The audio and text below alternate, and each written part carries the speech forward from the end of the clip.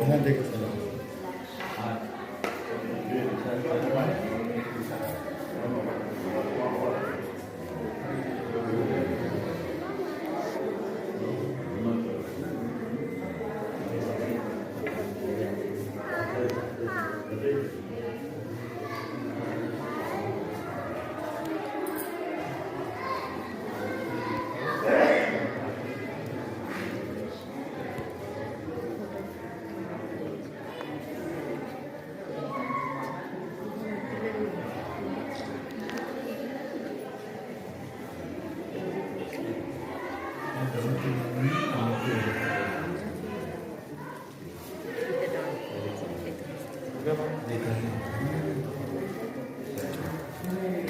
इस जगह का नाम है खेलन वन।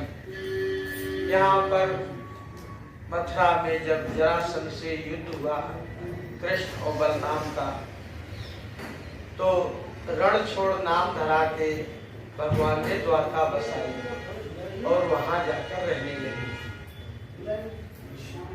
वहां से बलराम जी वापस ब्रज में आ गए। बलराम जी का वहां मन नहीं लगा तो ब्रज में है। ब्रज में आने पर यहीं पर खेलन वन में विश्राम किया है। विश्राम करने कर ही रहे थे तो नागलोक में सूचना पहुंची कि शेष भगवान ब्रज में वापस आ गए। तो सभी नाग कन्या उनसे मिलने के लिए आई और अपनी इच्छा प्रकट की कि मैंने आपके जाने के बाद वियोगवश वो महारास नहीं देखा जो आपके छोटे भाई ने किया था वृंदावन। वो रास में देखना चाहिए।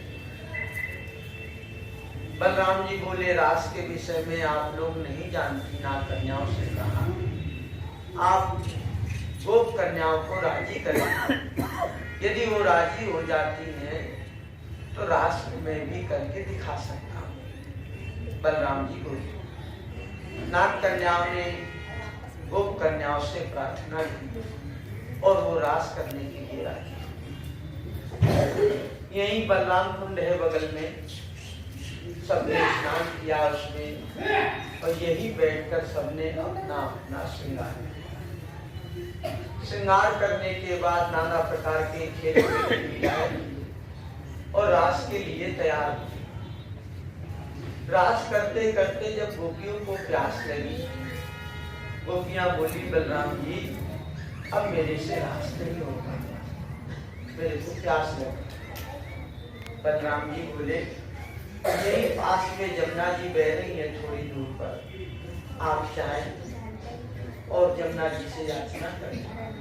जमुना जी यहाँ आ जाएंगे और सभी लोग जल पी लेंगे तो रास होता है।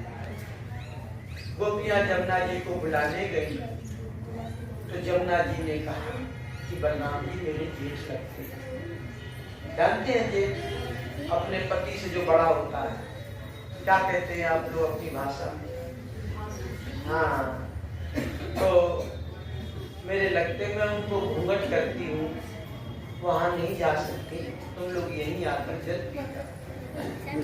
बलराम जी ने जब ऐसे कहा जमुना जी ने, तो गोपियों ने बलराम जी से चुगली कर दी और कहा कि अरे आपने कहाँ भेज दिया हमको, वो तो बहुत हटीली है, आने से मना कर दी। बलराम जी से सावधान है और उनको क्रोध आया। क्रोध आया तो जमुना जी को हद से खींच लिया। जमुना जी को खींचने के कारण जमुना जी यहाँ टिगरी होकर बैठे। ये है यहाँ का महल।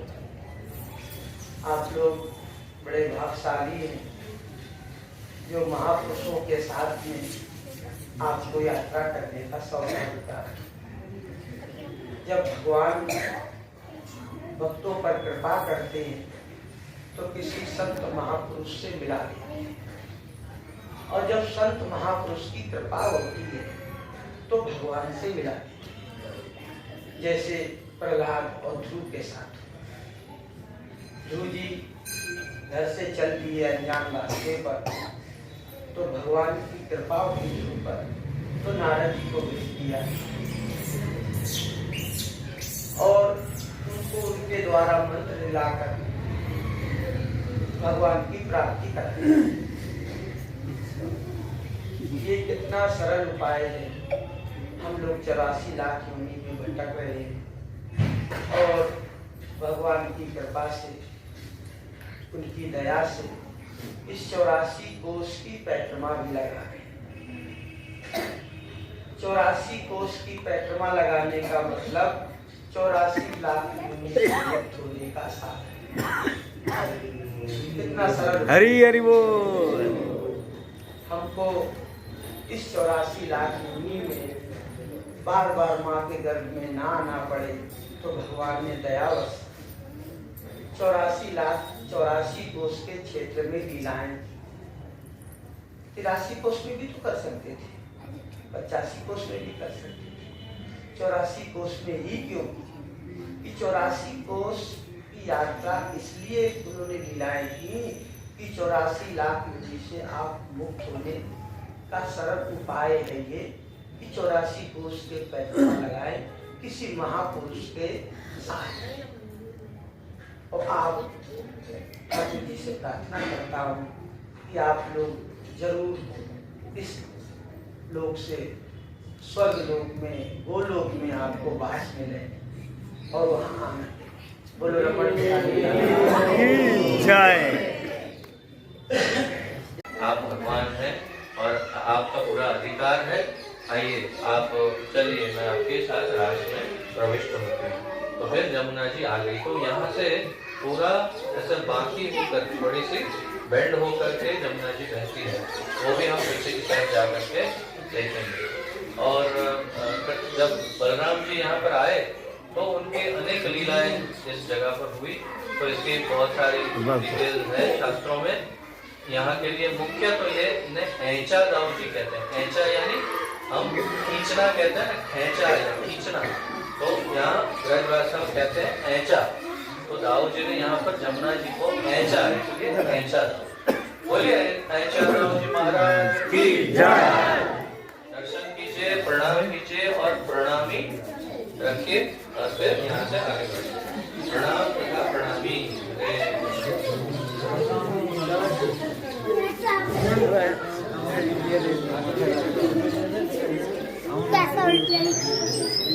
नहीं, क्योंकि उसमें बहुत गूढ़ रहस्य है कि क्यों ऐसा किया और ये गोपियाँ कितने साल की थी, कृष्ण कितने साल के थे, वो सब बड़ा महत्वपूर्ण है। फिर किसी को लगेगा कि इसमें काम, परंतु तो इतने छोटे बच्चे थे, तो इसलिए वो सारी कथा हम बाद में विस्तार से करेंगे। परंतु यही वो मूल वृक्ष है। हम बहुत ही ज्यादा भाग्यशाली है कि उस 5,500 वर्ष वृक्ष के हमारे दर्शन कर पा रहे हैं, है ना, जहाँ पर भगवान चढ़े थे अपने चरणों के साथ। तो आप इनको, इस वृक्ष को बारंबार प्रणाम कीजिए और अपने आप को धन्य मानिए। और ये भगवान के पार्षद ही है स्वयं, और इनका आशीर्वाद ले करके भक्ति शुद्ध कृष्ण प्रेम ऐसा उनसे मांगिए और फिर हम आगे। हरे कृष्णा कृष्णा कृष्णा हरे हरे, हरे राम राम राम हरे हरे। बोलिए चीर घाट की जय। ये भी अक्षय वृक्ष है, तो अक्षय चीर घाट वृक्ष की जय।